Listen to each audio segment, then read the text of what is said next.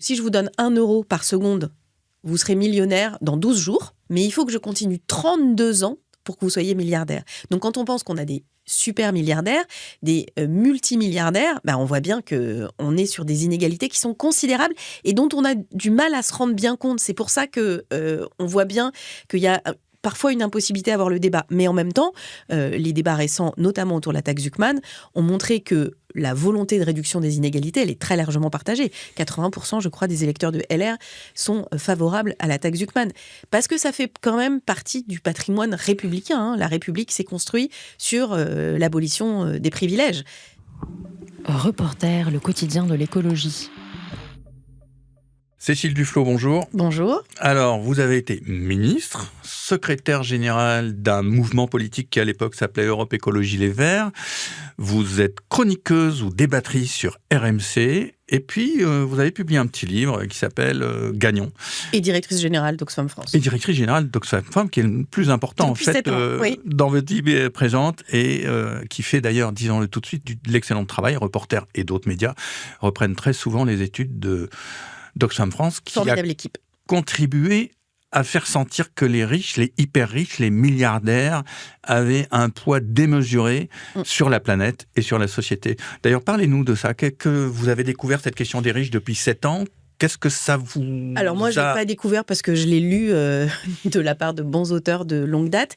Ce qui est sûr, c'est que ce qui est très intéressant, c'est quand Oxfam a commencé à travailler sur la pauvreté, et notamment au moment du lancement du rapport Davos, la question des inégalités n'était pas au centre du débat public. Ça fait 13 ans maintenant. Et c'est en travaillant sur cette question, en se rendant compte de quels sont les freins à la lutte contre la pauvreté, que la question des inégalités et leur aggravation par la concentration des richesses entre les ultra-riches est apparue comme le facteur limitant de la diminution de la pauvreté. Donc c'est vraiment une réflexion progressive. Et puis depuis que Oxfam a travaillé sur ce sujet à l'échelle internationale, les choses se sont aggravées. Et en France, c'est assez notable qu'on a à la fois un discours qui est de dire « mais la France, c'est le pays le plus redistributeur, le plus fort taux d'impôt sur le PIB, etc. etc. » Mais on a quand même eu l'homme et la femme les plus riches du monde. Qui Bernard Arnault. Bernard Arnault et la fille de Liliane Bettencourt. Et d'ailleurs, les milliardaires français la France est un des pays qui a le plus de milliardaires. Exactement. La France a plein de records, et notamment celui de la distribution de dividendes en Europe, ce qui participe d'ailleurs de l'enrichissement des milliardaires, mais aussi celui de la part de l'héritage dans la fortune, qui d'ailleurs a complètement changé. C'est-à-dire, ce qu'il faut comprendre, c'est qu'on reste avec une image de la France, de celle des années 70, née dans l'après-guerre, où on avait remis quand même beaucoup d'égalité patrimoniale, et que cette égalité patrimoniale, parce qu'on parle beaucoup des revenus, et sur la redistribution des revenus, honnêtement, à part quelques exceptions, la France s'en sort assez bien. On a le même niveau d'inégalité primaire que les États-Unis, mais pas du tout le même niveau d'inégalité après redistribution, par deux moyens, la redistribution directe par les aides sociales, mais surtout la redistribution par les services publics. Les services publics, c'est l'outil de redistribution massif, parce que si vous pouvez aller à l'école, vous soigner sans avoir à payer, vous êtes dans une situation très différente de ce qui se passe dans d'autres pays. Mais en revanche, sur le plan patrimonial, c'est-à-dire sur les inégalités de patrimoine, là vraiment, tout s'est envolé. Et puis, il y avait une nuance quand même très importante, c'est que la pyramide des inégalités s'est énormément effilée vers le haut. C'est-à-dire que les quelques pourcents du haut sont des niveaux d'inégalité astronomiques, ce qui n'était pas le cas auparavant. Ce qui n'était pas le cas, et ce qui s'explique aussi parce qu'on ne le comprend pas bien. Donc je dis souvent ce chiffre, y compris avec des gens qui sont des gens très très sérieux. C'est que si je vous donne 1 euro par seconde, vous serez millionnaire dans 12 jours. Mais il faut que je continue 32 ans pour que vous soyez milliardaire. Donc quand on pense qu'on a des super milliardaires, des multimilliardaires, on voit bien qu'on est sur des inégalités qui sont considérables et dont on a du mal à se rendre bien compte. C'est pour ça qu'on voit bien qu'il y a parfois une impossibilité à avoir le débat. Mais en même temps, les débats récents, notamment autour de la taxe Zuckman, ont montré que la volonté de réduction des inégalités, elle est très largement partagée. 80%, je crois, des électeurs de LR sont favorables à la taxe Zuckman. Parce que ça fait quand même partie du patrimoine républicain. La République s'est construite sur l'abolition des privilèges. Donc ça dit quelque chose de cette volonté collective de réduire les inégalités. Une chose qui m'a frappé en lisant ce petit livre, Gagnons, c'est que vous parlez assez peu de ça, et Je me serais dit, quand on creuse la question des inégalités, de la richesse, avec le point de vue écologique qui est le vôtre, on est une forme de colère. Une colère positive, une colère énergique, mais une colère. Et je sens pas ça. Je sens pas ce thème qui revient dans votre approche, dans vos propos ou dans ce que vous écrivez. Alors, moi, ce que j'ai écrit, je l'ai fait à titre personnel, avec toute mon histoire, à la fois politique, de salarié du secteur privé et de directrice d'ONG, mais sur une vision purement stratégique. C'est un tout petit livre qui fait 60 pages. C'est pas un manuel ni d'écologie politique, ni de lutte contre les inégalités. C'est de dire entre maintenant, fin novembre, début décembre 2025 et avril 2027, comment on fait, comment on peut faire pour enrayer ce qui apparaît comme une fatalité, c'est-à-dire la victoire de l'extrême droite. Ça, c'est pour moi le cœur de ce livre. Et bien sûr que la question des inégalités est au cœur de ce qui nous arrive. Mais la question, c'est une question de méthode, comment on arrive à en parler. Et on s'est rendu compte d'ailleurs dans plein de moments que une partie, alors ça avait fait beaucoup polémique quand je l'ai raconté aux Journées d'été des écologistes, j'ai dit, nous, à Oxfam, on essaye de se poser des questions sur ce qu'on fait et ce que ça produit. Et notamment sur le fait que parler beaucoup des inégalités peut donner le sentiment d'une sorte de fatalité, d'injustice, et bizarrement que ceux contre qui il faut s'attaquer ne sont pas les plus riches, ou les super riches, mais ceux qui bénéficient d'une part de la redistribution. C'est ce qui a été... Et donc on fait très gaffe sur le fait qu'en fait, une partie de notre constat peut aboutir à un effet politique qui n'est pas du tout celui qu'on souhaite. Donc la question... Je comprends pas. La question, c'est qu'aujourd'hui, on a vu que... En fait, il y a une partie de la population qui pense que ces inégalités sont scandaleuses, mais qu'on ne pourra jamais rien faire, que les riches sont trop puissants. Et que donc, ceux contre qui il faut s'attaquer, c'est ceux qui bénéficient de la redistribution, qui soient les plus pauvres ou qui soient les immigrés. Et du coup, il y a une sorte de... En tout cas, quand on analyse les raisons de la mobilisation pour l'extrême droite, bizarrement, ça croise des diagnostics qu'on peut partager avec des conclusions qui sont très différentes. Donc, j'ai bien conscience, quand je dis ça, que ça apparaît compliqué, mais on est dans une période très compliquée. Oui, parce que je ne vois pas la conclusion partagée. C'est quelle conclusion partagée ? La conclusion, c'est de se dire... La conclusion, c'est de dire, effectivement, ces riches sont très puissants.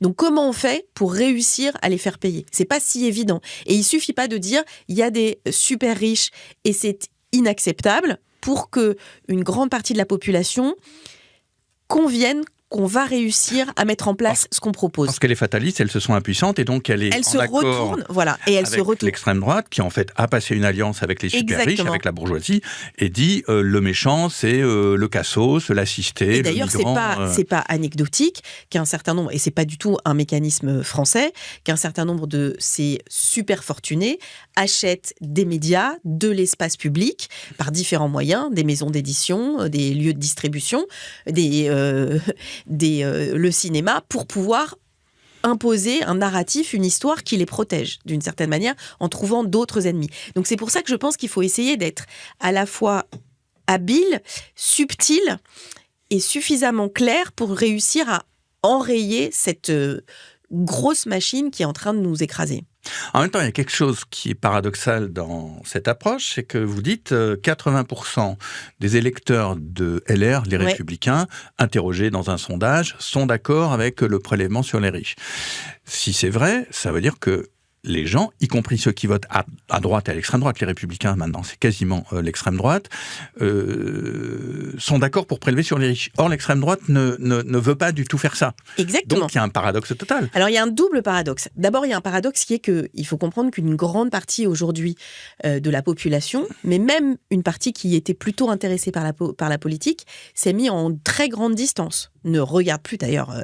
On compare les chiffres des radios, de ceux qui progressent, ceux qui régressent, mais globalement, le média régresse, les téléspectateurs sont moins nombreux. Alors, chacun s'enjaille en ayant gagné 0,3 plus. Mais au final, il y a quand même une certaine désaffection du politique, ce qui peut se réparer assez vite. Donc, les gens sont un peu éloignés, ils ne sont pas forcément tout à fait au courant de cette espèce d'accord qui se tisse sous nos yeux jour après jour entre l'extrême droite et les intérêts des plus puissants. Ça saute aux yeux pour qui est un peu observateur, mais il y a plein de gens très éloignés qui ne sont, je pense, pas du tout conscients de cette idée, qui sont toujours sur l'idée que l'extrême droite ou le Rassemblement national, c'est le seul parti qu'on n'a pas encore essayé. Donc ça, c'est une vraie difficulté dont il faut être conscient, l'éloignement d'une partie des gens vis-à-vis du débat politique. Et une partie du travail d'Oxfam, c'est comment mobiliser ce que nous appelons le pouvoir citoyen, c'est-à-dire redonner de l'intérêt pour la discussion politique, indépendamment des enjeux purement électoraux et partisans, mais sur le fond des sujets, et comment on ferait pour faire un budget qui soit un budget plus juste, plus social, plus écologique, plus féministe.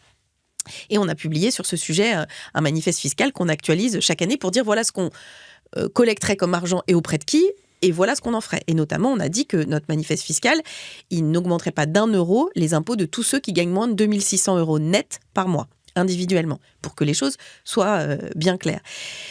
Mais du coup, la question de cette capacité à entraîner tous ces gens qui seraient favorables à davantage de justice sociale et qui ne se résument pas au camp de la gauche, c'est la vraie question pour moi. Et c'est la question de ce livre. C'est comment on arrive à gagner pour à la fois réussir la transition écologique et la justice sociale, dont je pense que aucun des deux combats ne peut être gagné si on ne lie pas les deux de façon vraiment principielle. C'est-à-dire il faut à chaque fois penser les deux sujets. D'ailleurs, la dernière COP l'a montré. À Belém. Voilà, on a dit en fait, oui, il faut sortir des fossiles. Alors, c'est pas dans le texte final, mais le sujet était à l'agenda. Mais tout le monde a dit il faut travailler aussi avec les gens qui travaillent dans ce secteur économique. Comment on accompagne ces secteurs économiques ? Sinon, on crée du refus, du déblocage et on n'arrive pas à dépasser ces difficultés. Et donc, tout le sujet, c'est comment on arrive justement à élargir le camp de ceux qui pensent que ce scénario-là, il est possible et souhaitable. Mais ça, en fait, l'axe de votre démarche dans ce livre et dans vos propos, on va y arriver, il faut discuter. Il faut élargir, etc. Ouais. Mais qu'est-ce qu'on fait quand on est dans une position de discussion raisonnable, comme vous le dites, avec des faits, avec des propositions, et qu'en face, on a un blocage total. Pour reprendre l'exemple de la COP, les lobbies pétroliers n'ont jamais été aussi nombreux, et c'est un échec total parce que M. Pouyanné et les autres ont réussi à faire en sorte qu'on n'acte pas la sortie des fossiles dans l'accord international. Oui, que la France n'a pas été très motrice du tout pour faire avancer le sujet. Elle a été lamentable. Exactement. Et pas la France, le gouvernement français. Quand on fait la taxe Zuckman et que ça vient au Sénat, les Républicains et tous les partis de droite votent contre et donc on n'a aucune avancée sur la fiscalité. Autrement dit, comment est-ce qu'on avance quand les milliardaires, directement ou par leurs marionnettes politiques ou par les médias, empêchent qu'on avance sur quelque chose qui est évident, qui devrait être la justice fiscale? Eh bien, je pense que ce qu'il faut justement, c'est réussir pour le coup une coalition électorale qui gagne les élections, pas qui fait 30%, qui gagne les élections et qui ensuite a la capacité à mettre en œuvre ces dispositions. Et je dis bien les électeurs LR, j'ai pas dit les parlementaires LR. Parce que ce qui est intéressant, c'est de voir cette distance entre ce que pense une partie de leurs électeurs et la réalité de ce que eux défendent. Donc, il faut que cette coalition qui est capable de gagner porte ça comme projet. Ce que je dis juste, c'est que ça ne peut pas être... ça sera jamais, par exemple, et je le dis en tant que directrice, même si je crois à tout ce qu'on dit, ce sera jamais tout le programme, tout ce que propose Oxfam. Ce ne sera pas l'intégralité de notre manifeste fiscal, qui d'ailleurs est une boîte à outils assez large, qui permet de récupérer des dizaines de milliards d'euros. Donc beaucoup plus que ce dont on a besoin.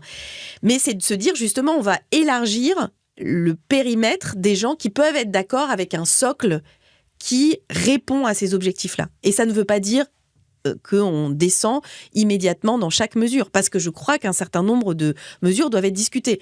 Même la taxe Zuckman, il y a des gens qui soutiennent le principe, qui sont très riches, et ça c'est nouveau en France, je le dis, je pense que la nouveauté de cette année, c'est qu'on entend enfin des voix de gens très riches qui disent « nous sommes d'accord pour payer davantage pour la justice ». Alors vous avez une bonne oreille, parce que moi j'en ai pas entendu beaucoup. Franchement, il n'y a aucun milliardaire. J'ai des toutes petites oreilles, c'est une vraie de mes caractéristiques physiques, mais j'entends très très bien, et on en avait zéro, donc zéro, c'était... On en a quelques-uns qui ne dépassent pas les 100 millions, parce que ceux qui pèsent vraiment, puisque la taxe Zuckman, elle vise les gens qui ont un patrimoine de plus de 100 millions d'euros, ceux-là, moi j'en ai pas entendu un seul. Alors ce qui est intéressant, c'est que moi j'ai essayé d'en rencontrer, donc j'ai échangé avec, y compris des milliardaires, qui, dans tous ceux que j'ai rencontrés, mais je le dis, j'ai un échantillon très biaisé, c'est que c'est que des gens qui ont fait leur fortune eux-mêmes et qui viennent de familles qui ne sont pas du tout des familles très riches. Ce n'est pas des héritiers. Eux, ils sont plutôt ouverts à la question. Des Français. Et combien ? Moins de 10. Presque 10. Déjà, c'est rencontrer 5 ou 6 milliardaires, c'est tout à fait extraordinaire. Et en fait, ce qu'ils m'ont tous dit, sauf un. Alors, il était très remonté et très opposé, donc la discussion était sympathique. C'est que il voulait surtout pas en parler. Ça les dérangeait pas, en fait, mais il voulait surtout pas en parler parce qu'il voulait, je résume de façon très triviale, pas d'emmerde. Ce qui est un problème pour nous, parce que en fait, ce qu'ont réussi à faire nos collègues américains et dans d'autres pays, c'est avoir des millionnaires et des milliardaires qui s'expriment en faveur de la justice. Et donc, qu'il y ait même des multimillionnaires, je trouve ça très intéressant. Et effectivement, il y en a certains qui ont soulevé la question des startups ou de la valorisation des entreprises qui ne sont pas encore cédées. Moi, je suis ouverte à ce qu'on discute sur les modalités. Enfin, je pense personne n'est jamais obtus sur ce sujet. Mais vraiment, c'est très nouveau. Moi, je vous les assure, il y en avait zéro. Enfin, il y avait une femme qui avait signé l'appel, à qui on n'a jamais pu écrire, ni parler, ni contacter, jamais. Et qui, pour le coup, elle est une héritière. Donc non, alors, effectivement, c'est tout petit, mais c'est nouveau. Et je trouve ça intéressant parce que il ne faut pas non plus leur en vouloir. Je comprends quand on évolue dans des cercles et qu'on se met en dissonance par rapport au cercle dans lequel on évolue, ça peut être inconfortable. Surtout, c'est des gens qui font des affaires, qui discutent avec des gens qui sont aussi très fortunés. Enfin, je ne leur trouve pas d'excuses, mais j'essaye de comprendre. Donc, une chose est qu'il y ait des personnes qui s'expriment. Une autre est que si ces dispositions sont mises en place, elles soient, je ne vais pas dire que ça va les ravir, mais au fond d'eux, ils vont savoir que c'est un peu juste. Et d'ailleurs, la personne avec qui je me suis un peu frottée, il m'a dit, mais à la fin, qu'est-ce que vous me donnez en échange ? Et j'ai dit, je ne vous donne rien, mais c'est une garantie de la paix civile. Et je vais vous donner une autre chose, une information, c'est qu'en revanche, ça ne peut pas s'acheter. Même à coups de milliards. Une fois que la rivière est sortie de son lit, que le niveau d'injustice est tel qu'il devient insupportable, c'est une autre histoire. Et la France s'est construite en République sur cette idée-là. On peut dire que c'est bien ou pas bien, elle s'est construite sur cette idée. Et a raison, parce qu'elle avait vécu des centaines et des centaines d'années sous le joug d'un système féodal extrêmement inégalitaire. J'entends ce que vous dites et le raisonnement, mais ça n'empêche pas qu'on a un blocage absolument massif et qui s'est encore accru depuis quelques années, puisque notamment avec Trump et ce qui se passe aux États-Unis et qui a un effet d'entraînement sur tous les extrêmes droites et sur toutes les classes dominantes dans quasiment tous les pays occidentaux, il y a une radicalisation des capitalistes. Et donc, peut-être qu'il y a quelques-uns, alors il y en avait zéro il y a quelques années, maintenant vous en rencontrez quelques-uns qui sont prêts à... Mais la réalité du mouvement, c'est qu'il y a une radicalisation des dominants. Et comment on fait par rapport à ça avec notre gentillesse et on va élargir, etc. C'est pas de la gentillesse. Pour le coup, moi, ce que j'aime, c'est l'efficacité. La radicalité pour la radicalité, le fait qu'on tienne des discours. J'ai été élevée par une mère très écolo qui a fait toutes les manifs, notamment antinucléaires, et qui a vu se construire réacteur après réacteur. Donc, moi, j'ai aussi eu l'idée que ce que je voulais, c'est ce à quoi je crois. Je veux qu'on réussisse à le mettre en œuvre, même si c'est pas complètement, mais beaucoup plus que ce que veulent un certain nombre d'opposants. Et ce qui est intéressant dans ce que vous dites, c'est que, au final, le nombre de personnes qui sont concernées, il est très limité par rapport aux 67 millions de personnes. Et même si on prend que les adultes qui votent. Donc, il y a un effet de nombre qui peut être considérable si on arrive à mobiliser les électeurs en faveur de cet autre projet. C'est ça le sujet. C'est réussir à gagner la majorité qui va dire, oui, ils sont pas contents, certes, mais ils sont moins nombreux. Et ils sont beaucoup moins nombreux. Et une de leurs méthodes, d'ailleurs, c'est de contribuer à, je pense, désarmer notre capacité à penser que c'est possible.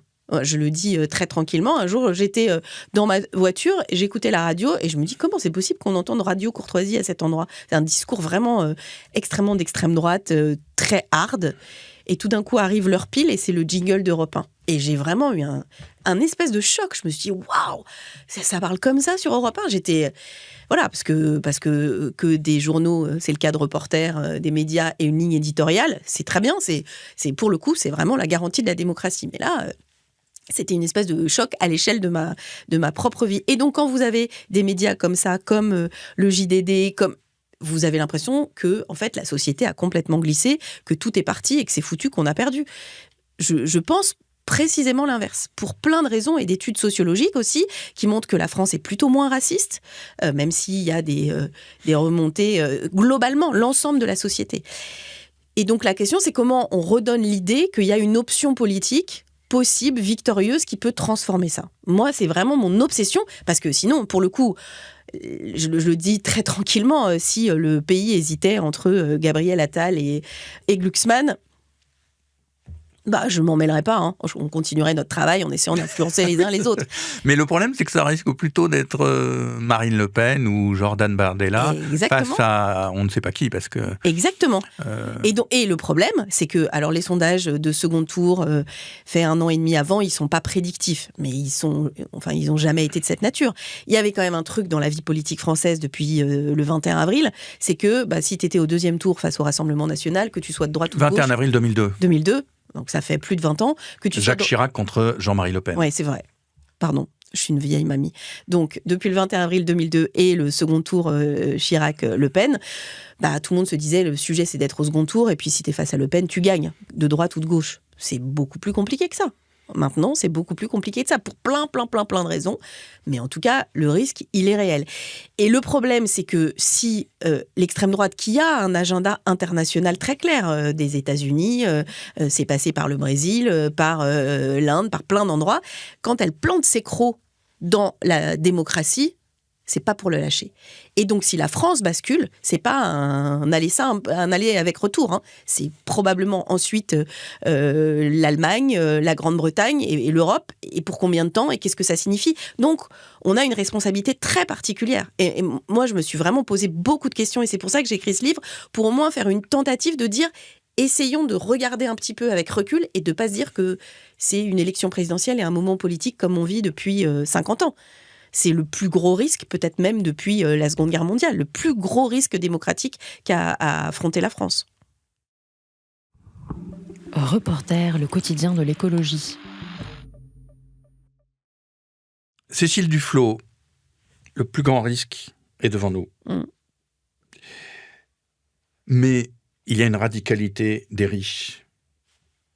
Et moi, j'ai le sentiment qu'on est dans une impasse, c'est que face à cette radicalité des riches, toutes les propositions de compromis, d'entente, ne marchent pas. Ils disent non à tout, ils radicalisent leur répression, leur contrôle des médias et la poussée de leur idéologie xénophobe, anti-immigrée et aussi guerrière. Et face à ça, il est compréhensible qu'une partie des forces politiques progressistes, elles aussi, disent il faut un changement radical.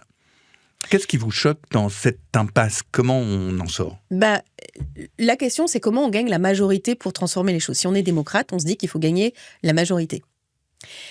Et donc réussir à avoir la capacité démocratique, notamment à l'Assemblée nationale, de faire voter un projet de loi de finances qui va prendre des dispositions fiscales qui vont changer les choses. C'est ça, c'est comme ça que ça marche. Donc la question, c'est celle de la méthode.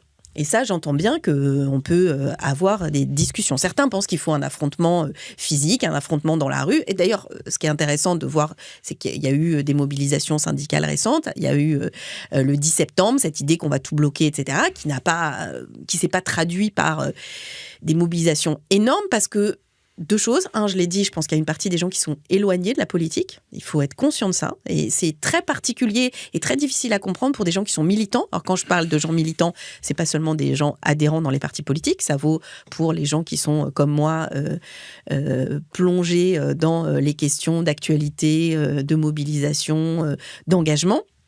Mais ça vaut aussi pour les syndicalistes. Enfin, voilà, on va dire, un univers de gens militants engagés, qui n'est pas l'immense majorité des gens de ce pays. Pour plein de raisons. Ce qui ne veut pas dire qu'ils sont ni insensibles, ni incapables de réflexion politique. Au contraire. Et il y a des moments, d'ailleurs, où ils sont mobilisés. Ce que je trouve intéressant, c'est ce qui s'est passé lors des législatives après la dissolution, où il y a en juillet 2024, où il y a eu un sursaut du corps collectif pour refuser ce qu'annonçaient les résultats du premier tour, c'est-à-dire une majorité parlementaire à l'extrême droite. Et il y a eu ce sursaut de la société civile qui a poussé à des désistements dans les risques de triangulaire. Et puis il y a l'accord de tous les partis de gauche. Il s'est quand même mobilisé les chefs à plumes, comme tous les gens de terrain qui ont fait du porte-à-porte, etc. Mais qui n'ont pas fait 50% de l'Assemblée nationale. Non, mais ils ont empêché que ce que prédisaient tous les médias, à savoir que M. Jordan Bardella serait le Premier ministre, ne le soit pas. Il y a plein de choses qui ont empêché que M. Bardella soit Premier ministre. Il y a effectivement cette appétence pour le rassemblement de la gauche au premier tour, qui a donné envie à des gens d'aller voter et qui a mis leurs candidats au second tour. Ça, c'est le premier point. Le deuxième point, c'est qu'au second tour, notamment dans des duels entre des candidats de gauche et des candidats de l'extrême droite, une partie des électeurs de premier tour des candidats d'Emmanuel Macron ou de la droite sont allés voter pour les candidats de gauche. Donc moi, je pense, vous savez, quand j'ai commencé à faire de la politique il y a 25 ans, un vieux militant m'a dit une phrase que j'ai jamais oubliée. N'oublie jamais qui t'a élu, pourquoi et pourquoi faire. Et en fait, ça se passe mal quand on oublie de se poser régulièrement ces 3 questions.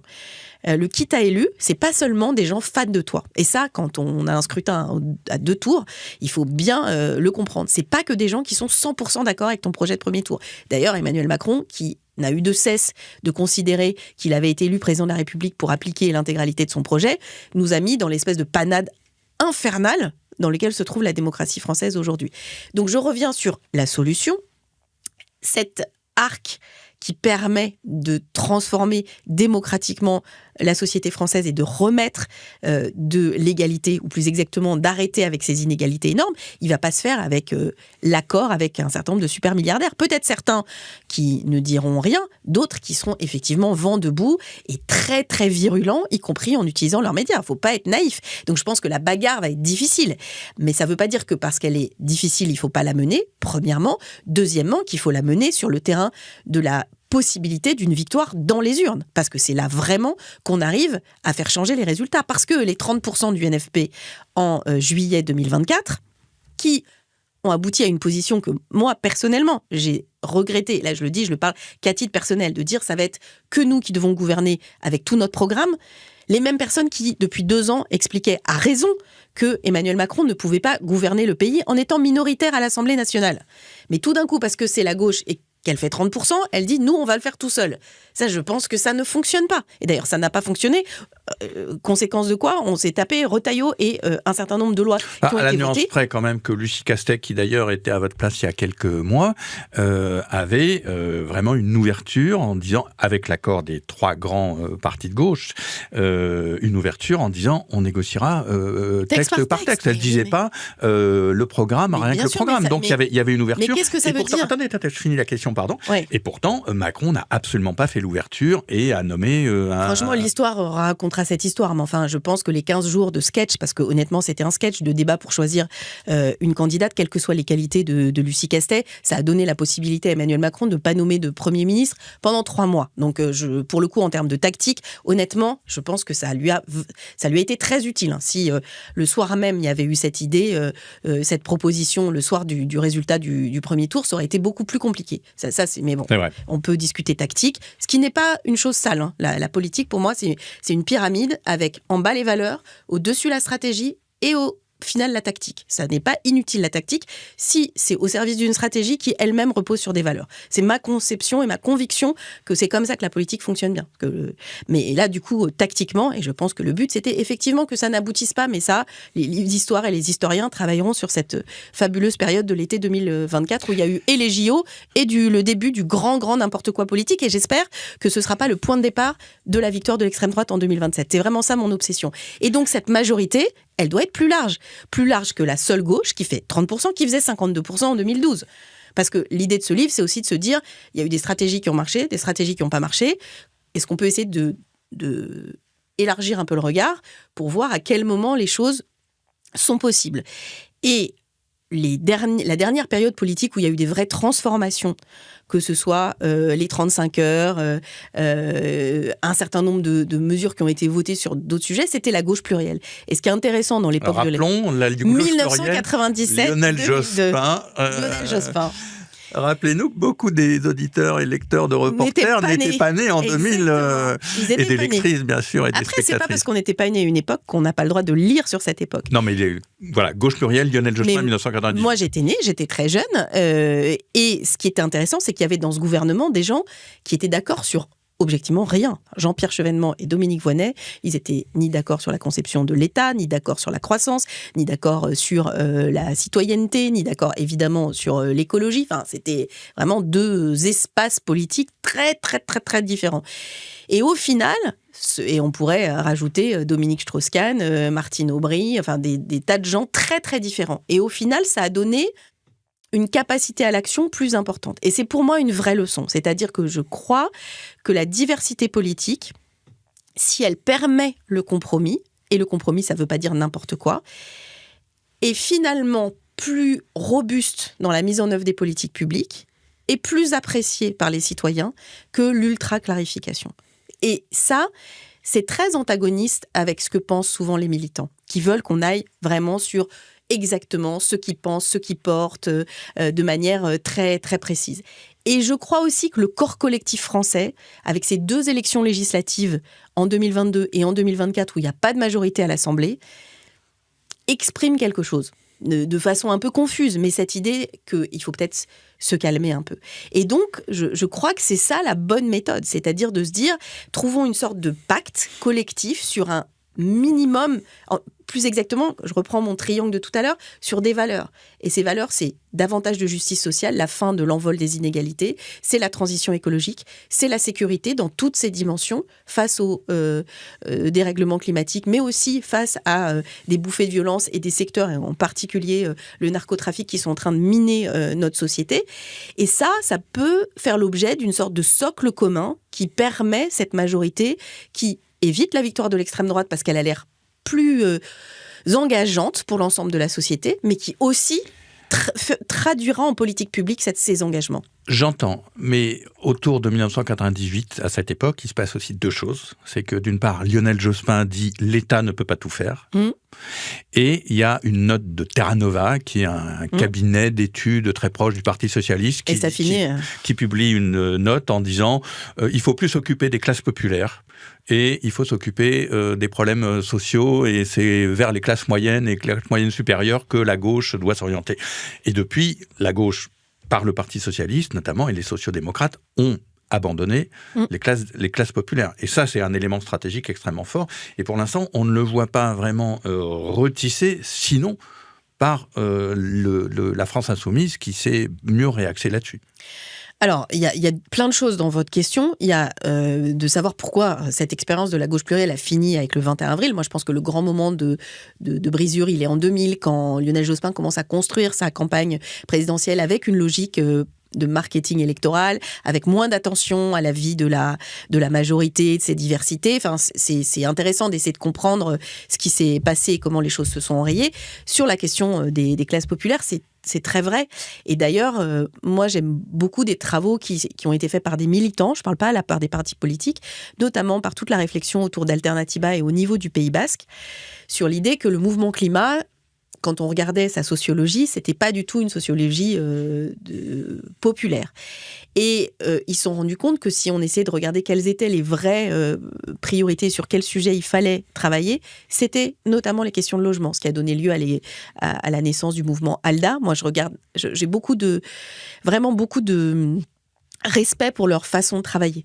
Parce qu'il peut y avoir un côté au sein des militants et des ONG, ça peut arriver aussi. Nous, chez Oxfam, c'est pour ça que j'aime aussi mon organisation et mon équipe, c'est qu'on essaye de se poser sans cesse la question de comment on fait pour pas parler à des gens déjà convaincus, dans un cercle où on est tous d'accord, mais pour aller chercher d'autres et s'accrocher à des préoccupations aussi quotidiennes. Et c'est certain que la priorité, c'est la question du logement. D'ailleurs, ça fait écho à la campagne de Mamdani, qui a fait campagne sur logement, transport, petite enfance. Le nouveau maire démocrate de New York, aux États-Unis. Exactement. J'applique exactement ce que je me reproche, c'est-à-dire que je ne décris pas bien les choses. Et donc la question, c'est de savoir effectivement de quoi parlerait cette coalition, au-delà des principes et des valeurs dont j'ai dit. Et je pense qu'il faut renouer avec ces sujets qui sont des sujets qui concernent tout le monde. C'est-à-dire, au premier rang, les classes populaires, la question du pouvoir d'achat, elle les touche de plein fouet avec l'inflation sur notamment les produits alimentaires, mais aussi sur le prix du logement, mais elle touche aussi les classes moyennes. C'est-à-dire que la différence avec le début des années 2000, c'est que par l'envol des inégalités, la concentration des richesses et notamment du patrimoine immobilier, on se retrouve dans la situation où des problèmes qui étaient les problèmes des 10 ou des 20% les plus pauvres deviennent les problèmes de 70-80% de la population. Aujourd'hui, des jeunes salariés, ils ne peuvent pas devenir propriétaires dans toutes les métropoles. Ou même ont du mal à se loger. Vous pouvez être un jeune de 28 ans ou une jeune de 28 ans qui a beaucoup de... Sans l'encadrement des loyers, Ils n'arrivent même plus à se loger. Donc, ce qui est par exemple intéressant sur l'encadrement des loyers, je vais faire le lien avec l'évolution des positions. Là, l'encadrement des loyers, il est sous forme expérimentale jusqu'en 2026. Il y a une loi qui doit être discutée et son soutien, il est beaucoup plus large. À l'époque où j'étais ministre du Logement, on a fait voter cette loi, c'était vraiment la gauche contre la droite. C'était un autre monde, il n'y avait pas l'extrême droite, très marginalement. C'était vraiment la droite qui était très contre, y compris les élus locaux de droite, et la gauche qui était très pour. Aujourd'hui, la coalition qui soutient le maintien de l'encadrement des loyers, elle va de la gauche jusqu'à des maires, des républicains, qui disent on en a absolument besoin. Donc c'est la démonstration exactement de ce que je disais tout à l'heure, c'est-à-dire que le périmètre de soutien à l'encadrement des loyers, c'est plus le même périmètre politique, tout simplement parce que, en fait, qu'est-ce que ça produit, l'aggravation des inégalités ? Ça produit le fait que, maintenant, il faut être très riche pour pouvoir acheter des logements. Et donc, quand vous êtes enfant de locataire, vous ne serez destiné qu'à être locataire d'un enfant de propriétaire. C'est ça qui est en train d'arriver. Et ça, c'est pas la France. Et ça, c'est pas la France. Et ça va même au-delà de la gauche, ça, c'est pas la France. Et il y a des mesures à mettre en œuvre. Et donc, ce qui est intéressant, c'est de voir que, justement, je pense qu'on peut réussir sur plein de sujets à se rendre compte que c'est pas une toute petite partie de la population, même pas que les classes populaires, mais bien plus largement une grande partie de la société française qui a les mêmes préoccupations. D'accord. Donc, les valeurs, l'écologie, la justice, une sécurité de la paix civile qui ne soit pas seulement des enjeux de narcotrafic ou de violence, mais aussi de santé, de protection de protection de la vie quotidienne. Exactement. Une stratégie renouée avec les classes populaires et les classes moyennes par le biais de problèmes très concrets, très quotidiens que vous avez évoqués, par exemple le logement, le transport. Mais du coup, est-ce que la stratégie ne devrait pas se continuer en disant « Ok, vous voulez faire du compromis, mais on va arriver à compromis entre qui et qui ?» Soyons clairs, la France insoumise, les écologistes au milieu, le parti des écologistes au milieu, et puis le PS qui est totalement divisé entre un PS de droite et un PS plutôt de gauche. Et là, on sent qu'il y a quelque chose qui coince aussi.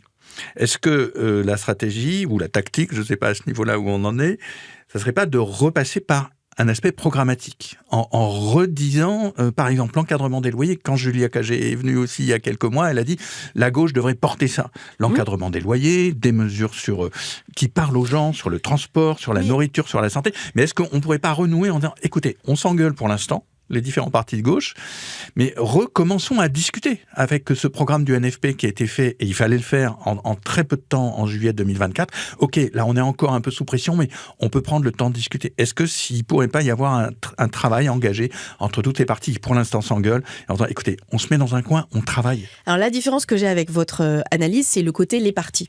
Je pense que d'abord, il y a deux choses. Il y a les électeurs. Et je trouve ça très intéressant. Parce que pendant très longtemps, il y avait un lien très direct entre les électorats et les partis politiques. Vous votiez pour le même parti pendant très longtemps. Vous votiez parfois même pour le même parti que vos parents. C'est plus du tout le cas. Les électeurs sont beaucoup plus mobiles dans leurs choix électoraux. Entre une élection nationale, une élection locale, enfin, je le dis, moi je suis redevenue une habitante de Villeneuve-Saint-Georges. Louis Boyard, qui était candidat aux législatives, il a fait 60% sur la ville de Villeneuve-Saint-Georges. 6 mois après, comme candidat à la mairie, 28%. Et il n'a même pas été élu maire alors qu'il y avait une triangulaire et 2 listes de droite. Donc les électeurs sont un peu stratèges et utilisent d'ailleurs le fait d'aller voter ou de ne pas aller voter suivant les enjeux. Donc plutôt que ce que vous dites sur quels sont les partis qui doivent discuter, la question c'est quel est l'arc politique au sens large du terme et qui sort de uniquement les partis politiques, parce que moi je crois profondément qu'on a besoin aussi de revivifier une partie du débat politique par tous ceux qui travaillent dans la société civile, les syndicats, les ONG, mais aussi les entreprises, parce qu'il y a beaucoup d'entreprises qui ont une vision de leur développement qui n'est pas une vision ultra-capitaliste, dont le but n'est pas de distribuer massivement des dividendes, et il y a un certain nombre d'entre elles qui sont aussi très préoccupées par les enjeux liés au dérèglement climatique qui va avoir des conséquences sur leur activité ou sur leur pérennité. Donc, et si d'ailleurs vous gagnez, je pars de la fin, on gagne, on veut mettre en œuvre tout ça, comment on va faire ?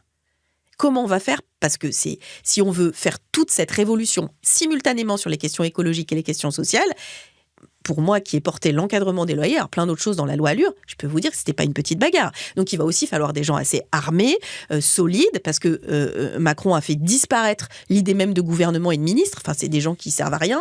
Il y a eu 9 ministres du logement en 7 ans. Comment vous voulez le moindre embryon de politique ? C'est impossible, quelle qu'elle soit d'ailleurs. Hein. Mais pour vous dire pourquoi certains sujets mûrissent, dans le CNR logement qui avait été organisé par Macron, la conclusion unanime entre les promoteurs immobiliers, les associations comme la Fondation du logement pour les plus défavorisés, c'était l'encadrement des prix du foncier. Vous ne répondez pas à ma question. J'entends ce que vous dites. Vous plaidez très bien pour une alliance, je ne sais pas quel est le mot, et je dirais il n'y a pas de souci avec ça. Mais est-ce qu'il ne faudrait pas repasser par travailler en commun sur Non, mais du coup, ça va au-delà des partis politiques que vous dites. Mais pas de problème avec ça. Et je pense parce que de toute façon, il faut bien qu'il y ait la société civile. Que là, le sujet, c'est qu'ils se sont crispés chacun des partis politiques. Et ce que je dis dans ce livre, c'est que pour le coup, je connais Jean-Luc Mélenchon de longue date, de très longue date, je connais vraiment bien son parcours, et il a un choix stratégique qui est à peu près stratégique et tactique, orthogonal avec ce que je suis en train de dire. Il pense que par la clarification, d'ailleurs, ça se traduit dans le fonctionnement de son organisation, il le dit lui-même, il veut pas de démocratie, de débat, etc. Ça se décide par le chef, voire les 2-3 chefs, et point, pour que ce soit pas le bordel. En gros, je critique pas, j'analyse. Et donc, il suit cette stratégie-là, et personne va le faire dévier de cette stratégie-là qui se double d'un enjeu personnel d'élection présidentielle, qui est une des vraies difficultés du fonctionnement démocratique français, parce que ce que je raconte là serait beaucoup plus facile dans un fonctionnement parlementaire. Dans un fonctionnement présidentiel, c'est très compliqué. Mais je pense qu'il faut justement essayer de lever cette espèce de préalable qui fait que vous avez maintenant 72 candidats à la présidentielle et que si vous voulez exister, être invité dans les médias, quand vous êtes un politique, il faut forcément sous-entendre que vous pourriez éventuellement, au cas où, être candidat à la présidentielle. C'est pourquoi je repose pour la 3e fois ma question, mais peut-être que je la formule mal. Est-ce qu'il ne faudrait pas trouver des gens, peut-être pas seulement des partis, enfin certainement pas seulement des partis, peut-être avec des gens des partis, mais des ONG, mais des associations, mais des citoyens, mais des entreprises. Pour faire cette plateforme. Et pour dire, ok, par exemple, il y a une mesure, l'encadrement du loyer. On est d'accord ou pas? Oui, avec tel truc, ok, on est d'accord. Le transport gratuit dans telle ou telle ville. C'est exactement ce dont je parle. Mais c'est pas le périmètre politique que vous décrivez. Mais je ne décris pas un périmètre politique. Si. Attendez. Laissez poser la question. Je dis la méthode. Et je ne sais pas qui pourrait le faire, mais puisque manifestement, ni LFI, ni les écologistes, ni le PS en ce moment sont capables de se retrouver autour d'une table pour discuter sérieusement, est-ce que ça peut pas venir de gens qui disent, ok, on commence à travailler, il y avait le manifeste fiscal de Oxfam, il y avait tel document de attaque qui est formidable, il y a telle proposition qui est là, on fait des groupes de travail et on entraîne comme ça aussi. Alors, en vrai, c'est un peu l'idée derrière ce livre aussi, c'est-à-dire, pour le coup, ce que je vous dis, c'est exactement ça que je décris, c'est-à-dire, je pense qu'il faut que ce socle commun, qu'on peut appeler la social écologie, je ne sais pas si c'est le bon terme, mais de temps en temps, il faut trouver un terme. L'écosocialisme, il y a un problème avec ce mot? Oui, j'ai un problème parce que quand vous dites écosocialisme, vous amendez le socialisme par l'écologie. Moi, je pense qu'il faut mettre les deux termes à égalité, mais que la question écologique doit être au même niveau que la question sociale. Sinon, c'est juste un petit truc en plus du socialisme où tout le monde voit bien de quoi il s'agit. Et donc, je pense que le périmètre, il va bien au-delà du périmètre que vous avez décrit des partis politiques qu'on connaît. Il va au-delà en termes d'organisation, c'est aussi la société civile, c'est aussi les syndicats, mais il va aussi jusqu'à tous ceux qui ont cru que la solution est de droite et de gauche, en étant de gauche, d'Emmanuel Macron était la bonne solution. Parce qu'il y en a eu beaucoup. C'est ce qui a fait qu'Emmanuel Macron a gagné en 2017, et pas Benoît Hamon, par exemple, ou Jean-Luc Mélenchon. C'est ça qui s'est passé en 2017. Et donc, je pense qu'il faut aller chercher des gens qui ont cru à ça, qui n'y croient plus du tout, et qui se disent qu'il y a peut-être une autre option. Parce que le but, je le rappelle, c'est de faire plus de 50%. Et pas de faire 30% en étant même tous d'accord sur un truc. Vraiment, la question de la conquête de la majorité, qui veut dire être capable aussi de se départir de choses auxquelles on tient totalement pour être capable d'être plus nombreux, c'est un exercice compliqué, mais c'est un exercice absolument nécessaire. Et pour tout dire, je l'ai vécu ces dernières années dans 2 collectifs, que sont le Pacte du pouvoir de vivre, autour de la CFDT, de la Fondation pour le logement des personnes défavorisées, avec des gens très différents, mais aussi de l'Alliance écologique et sociale qui était née pendant le Covid, avec à l'époque la CGT, Greenpeace, très enrichissant ces débats-là, très enrichissant, parce qu'il y a des sujets de frottement ultra importants. Et historiquement, les débats entre les ONG environnementales et les syndicats étaient hardcore. Il y en a qui disaient on défend la planète, la nature, les autres, les humains, les générations futures, non les générations d'aujourd'hui, la biodiversité, non l'emploi. Enfin, c'était tendu. Hein. Et donc, on a dépassé ça. Et ça, je trouve, pour le coup, c'est en termes d'expérience humaine et enrichissante, ces collectifs-là ont été très riches pour moi. Et malheureusement, ça s'est arrêté. Mais peut-être, en fait... Non, le pacte du pouvoir de vivre, il continue. Oui, je pensais à l'autre alliance avec la CGT, aussi pour des raisons internes à la CGT. Oui, ça mais c'est la vie des organisations. Mais si on se dit, je ne sais pas, mais si on se dit que c'est dans cette direction-là qu'il faut aller, on échoue une première fois, on échoue une deuxième fois, on réessaye la troisième fois. Peut-être que c'est le moment où il faut le faire. Peut-être. Oui, ce que je veux dire. Et par ailleurs, dans LFI, attendez, il n'y a pas que Mélenchon. Il y a heureusement des gens, des femmes, des hommes, des jeunes autour. Et des gens qui sont partis. Et des gens qui sont partis. Mais peut-être que il y a des choses qui peuvent bouger. On a un an pour bouger les choses. Est-ce que un point de départ, ça serait pas de rediscuter? Mais de rediscuter de manière concrète, pas pour se dire on va faire telle circonscription électorale, telle municipale, tel machin truc. Non mais ça c'est pas mal non plus. Je vais vous dire. Je dis pas que c'est mal. Mais moi, tout le monde a compris. Mais du côté des gens, parce que des gens, des électrices, des électeurs, ils comprennent plus ça à tort ou à raison.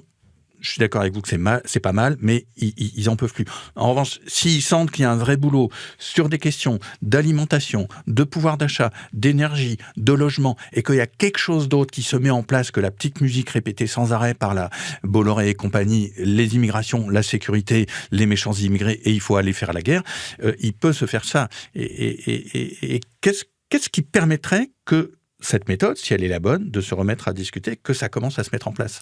Ce serait que d'autres personnes aient envie de le faire. En tout cas, c'est pour ça que moi, j'ai mis ce sujet dans le débat. Et je le mets aussi et surtout vis-à-vis d'un certain nombre de mes collègues qui sont aujourd'hui dans des ONG ou des associations. Parce que certains ont pu me faire le reproche en disant « mais ça apparaît comme un truc qui prend parti dans le débat partisan ». C'est vrai. C'est en partie vrai. Et comme je vous l'ai dit tout à l'heure, s'il y avait un débat entre qui va gagner la présidentielle, Glucksmann ou Attal, je n'aurais pas du tout écrit ce livre. Là... c'est une perspective tellement absurde. Non, mais je le dis. Quand il y avait... On va faire un truc d'anciens combattants, Balladur, Bérégovoy, en gros, c'était à peu près ce genre de débat. Un an avant le... Oui. C'était pas non plus... Enfin, ça aurait pas... c'est même, j'allais dire, l'alternance démocratique normale d'un pays. Là, le risque, c'est la victoire de l'extrême droite. Et donc, tous ceux qui... dans mon camp, celui des organisations non gouvernementales, disent « Oh là là, a raison, la politique, là, c'est n'importe quoi. Et puis, ils font n'importe quoi et je veux pas m'en mêler. » Je les comprends très bien. Ils disent aussi, dans nos principes, on ne doit pas se mêler de ce sujet. Je les comprends très bien. Sauf que là, le risque, c'est que dans un an et demi, on se mêle tellement pas de ces sujets qu'on soit tous liquidés.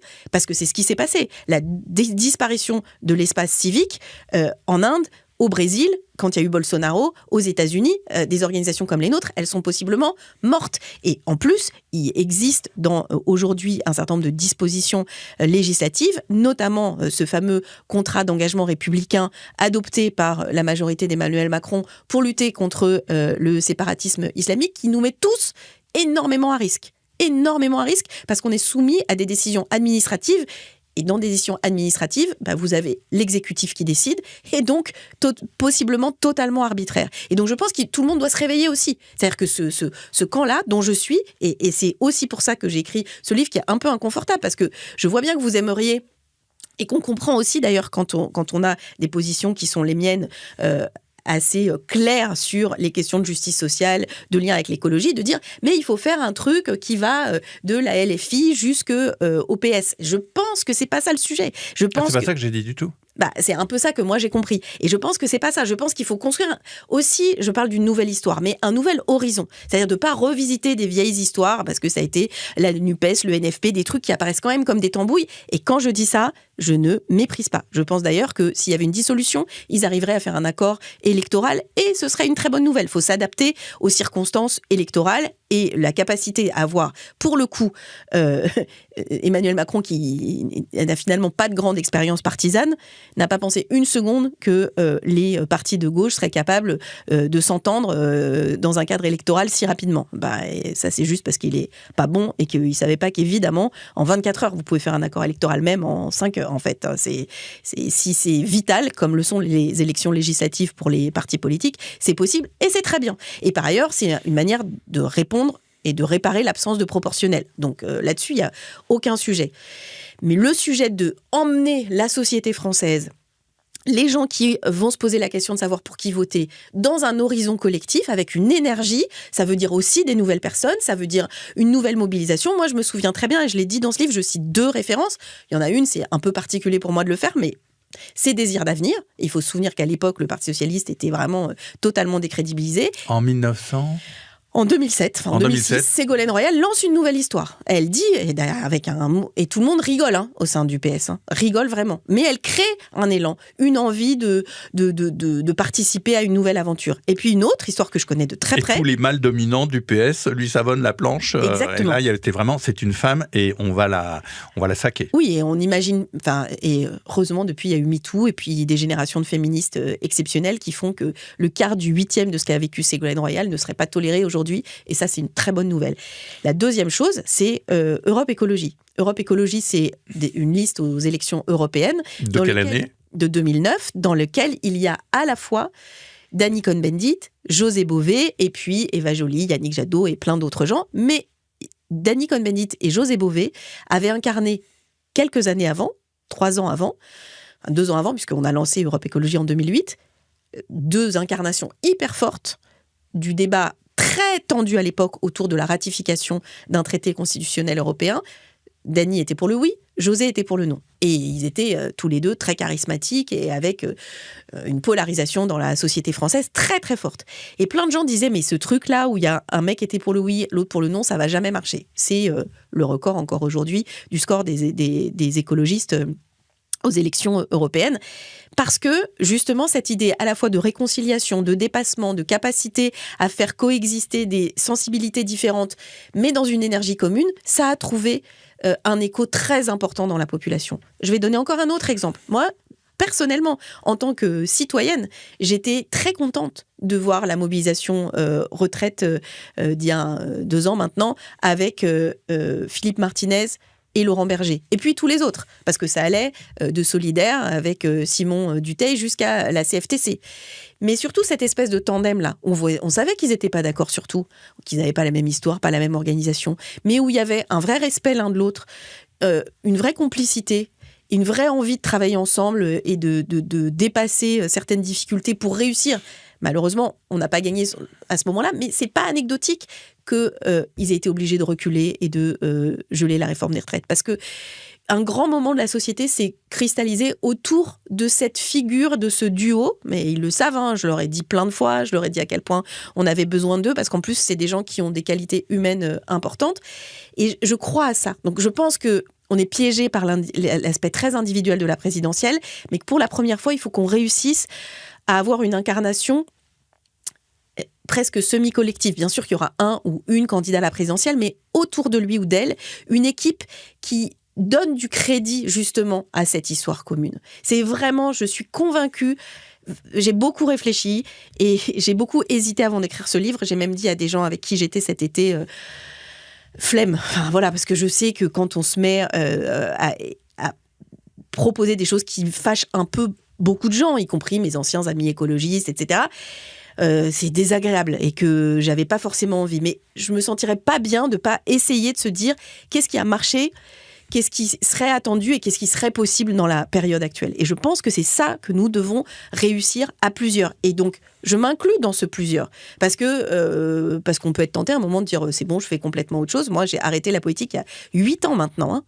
Et on ne cesse de dire que je vais être candidate à ci et ça. Pourtant, j'ai pas été candidate depuis toutes ces années, mais je crois en la politique. Je crois que ça peut changer. J'ai été ministre d'un gouvernement. Je vois quel est le réel pouvoir du politique. Et je refuse de laisser croire qu'on ne peut pas remettre de la justice fiscale et faire payer les super milliardaires. Et qu'ils iront mieux, parce que en vrai, ils vont pas très bien non plus aujourd'hui. Enfin, je suis pas sûre que ça les rende spécialement heureux et que c'est finalement plutôt pas mal de réussir à remettre sur les rails un certain nombre de services publics dans ce pays grâce à la contribution de gens qui, Bernard Arnault, si on lui enlève 99% de sa fortune, il est toujours milliardaire, vont pas souffrir de cette situation. Que oui, il faudra travailler avec les entreprises et que par ailleurs, il y a un petit sujet quand on parle des patrons en général. Il va y avoir la plus grande transmission d'entreprises qu'on a connue depuis la Seconde Guerre mondiale, avec un effet générationnel de la génération du baby-boom. Il y a plein de patrons qui vivent pour certains presque au même niveau que leurs salariés, qui portent leur entreprise, avec qui il faut gérer ça. Et donc, il y a quand même un moment là nécessaire de réconciliation d'une grande partie de la société française qui a été antagonisée, et pour un agenda politique. Plus les Français se bouffent le nez entre eux, plus c'est pratique de maintenir les privilèges de quelques-uns. Et d'ailleurs, on parle de service militaire. On est le lendemain du jour où Emmanuel Macron a annoncé le retour du service militaire. C'est quoi les menaces aujourd'hui ? Il y a eu des attaques, notamment probablement russes, avec les mains rouges taguées sur le mémorial de la Shoah, avec les têtes de cochon. Je vais terminer là-dessus. Les têtes de cochon devant les mosquées. Quelle est l'attaque qui nous est faite ? C'est d'essayer d'accentuer les fractures de la société. Donc être patriote aujourd'hui, vouloir défendre son pays, c'est vouloir refuser ces fractures et les recoudre le plus possible. La question, parce que en fait, il y a plein de gens qui pensent ce que vous dites, ce que l'on dit, il y a plein d'idées qui sont sur la table. Moi, la question qui me préoccupe, c'est que, et si on laisse les partis de côté, comment est-ce qu'on n'arrive pas à refaire une instance où tout ça puisse échanger ? Avec l'arc que vous évoquez, je crois qu'il n'y a pas de problème, et le patron n'est pas un problème en soi. Ce qui pose problème, c'est le patron de la multinationale qui fait de l'exit fiscal. Oui, attendez, j'ai fini la phrase. Voilà, c'est les entreprises, les travailleurs, les travailleuses, les sportifs, les associations, et les paysans, les intellectuels. En fait, une instance qui regrouperait ça, une sorte de conférence citoyenne organisée par des citoyens ou des citoyennes et qui réamorcerait ça. Peut-être sans doute des syndicats, des grandes ONG, je ne sais pas. Mais on ressent en fait très fort le besoin de discuter, de parler dans ce pays. Les gens ne se parlent pas, sont souvent, et c'est mis en scène par les médias d'extrême droite, on est d'accord là-dessus, enfin, je ne sais pas si on est d'accord, et plein de choses qui font que les gens sont isolés, etc. Il y a un problème immense de la solitude. Comment on refait sentir que se parler ensemble, même si on n'est pas d'accord, ça peut permettre de refaire le nouvel horizon que, comme beaucoup d'autres, vous évoquez, et vous avez raison de le faire. Comment est-ce qu'on retisse cette forme pour qu'on se parle et qu'on échange les idées et qu'on se mette d'accord sur un certain nombre de choses de la vie quotidienne. D'abord, on le dit et puis on essaye de voir qui a envie de le faire. Moi, j'ai reçu quand même un certain nombre de messages depuis que j'ai publié ce livre. C'est pour ça que j'ai osé le faire finalement. Je me suis dit, à un moment, il faut essayer de poser les cartes sur la table et de dire, voilà, ce que ce serait le plan et de voir qui est éventuellement d'accord avec ce plan. Ça, c'est le premier sujet. Le deuxième, c'est qu'on va se le dire, les partis politiques aujourd'hui, ils sont aussi coincés parce qu'il y a les élections municipales dans quelques mois et que du coup, ils sont tous un peu tétanisés. Et enfin, il y a cette idée de candidature. On peut démarrer sans les partis, en fait. C'est exactement ça. Je pense que peut démarrer sans se dire c'est Monsieur Tartiflan ou Madame Tartiflette. Et je pense que c'est le sujet. Pour moi, c'est le sujet qu'il faut réussir à mettre à l'agenda. Et donc, je fais ma part. Bon, il y a l'idée, mais il n'y a pas l'amorce de l'éventuel. Alors, pour le coup, pour que ça marche, cercle de discussion prolégomène, quelque chose qui pourra arriver. La vieille Mémé Cécile dit pour que ça marche, la première des choses à faire, c'est de ne pas la raconter au micro d'un journaliste, quelles que soient ses énormes qualités. Il faut réussir à créer cet embryon de collectif qui va ensuite pouvoir agglomérer d'autres énergies. Donc, même s'il y avait un truc, je ne vous le raconterai pas tout de suite. Moi, ce qui m'intéresse, c'est que ça marche et qu'on gagne. C'est pas de le raconter maintenant. Et donc, je dis juste ma conviction, nourrie par l'expérience aussi, parce que c'est pas inutile de regarder des choses qu'on a faites, qui ont marché ou qui ont pas marché. En tout cas, ce qui est intéressant, si je donne un crédit à Emmanuel Macron, c'est que moi, je me souviens de ma réaction au moment du lancement de la Convention citoyenne sur le climat. J'ai dit, encore un énième truc d'enfumage, il y en a ras-le-bol, etc. C'est vrai. C'était un truc d'enfumage. En revanche, la manière dont ça s'est déroulé et ses résultats, c'est une vraie leçon.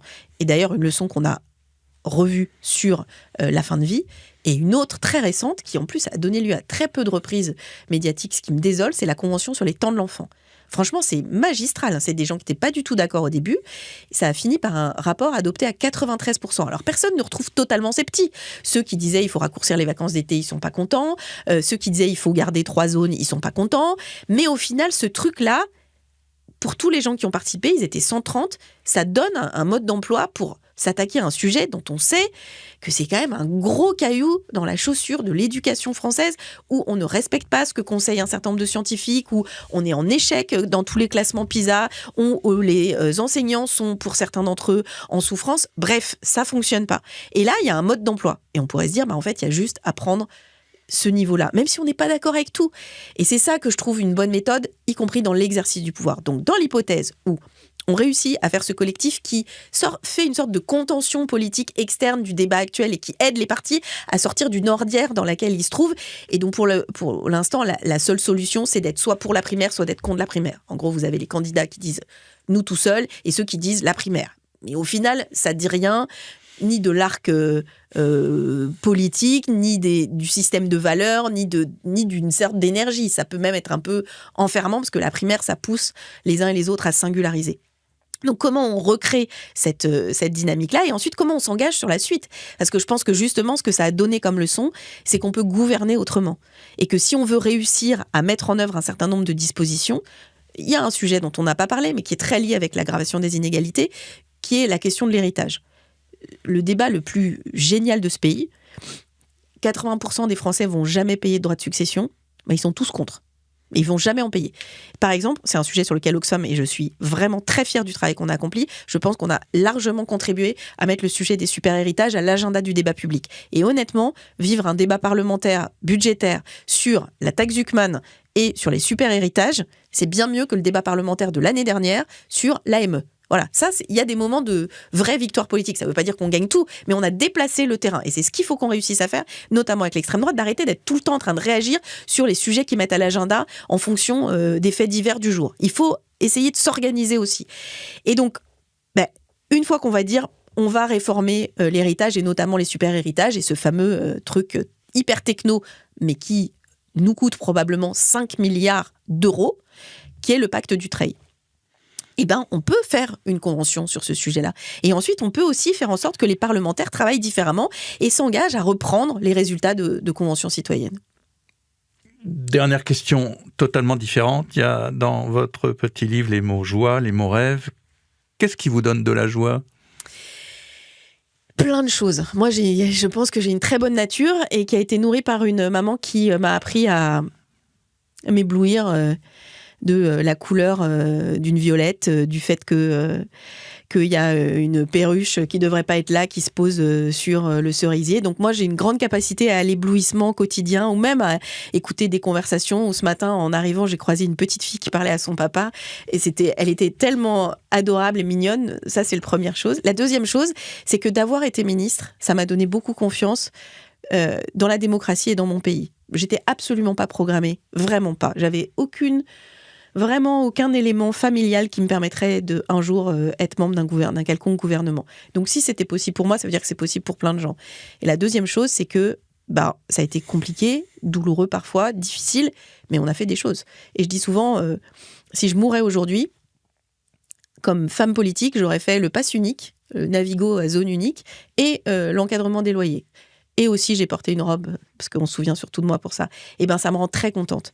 Ça veut dire qu'on peut changer les choses, on peut changer la vie, on peut, et notamment sur un certain nombre de politiques, sur les questions de logement, même sur les questions d'industrie, on a une marge de manœuvre beaucoup plus importante que ce qu'on croit. Les gens, et c'est ça que je voudrais dire, c'est que les gens se disent, non mais de toute façon, vu ce qui se passe en Ukraine, en fait, oui, et non, il y a plein de choses qu'on peut faire. Il y a plein de choses qu'on peut faire entre nous. Et surtout, moi, ce qui m'exciterait vraiment, c'est que depuis 7 ans et demi, je vis dans une organisation internationale. Donc, j'ai découvert ce que c'était d'être française dans une organisation internationale. Et les Français, on se la pète quand même. Hein. On est petits, mais on se la pète. On croit toujours qu'on est plus intéressant, On a raison sur un point. C'est qu'on est le pays le plus visité au monde par les touristes. Les gens rêvent de venir visiter la France. On a un patrimoine naturel, un patrimoine bâti qui est considérable. Mais on a aussi un patrimoine immatériel. La France, c'est à la fois Chenonceau, le Mont-Saint-Michel, les gorges du Verdon, et c'est aussi la liberté, l'égalité, la fraternité, la capacité à faire des choses ensemble. C'est aussi les Jeux Olympiques où on fait quelque part des Jeux Olympiques beaucoup plus écolos. Donc du coup, on est obligé de les faire sur des sites qui existent déjà, mais le monde entier voit le Trocadéro et la Tour Eiffel. C'est ça la France, c'est ces deux choses-là.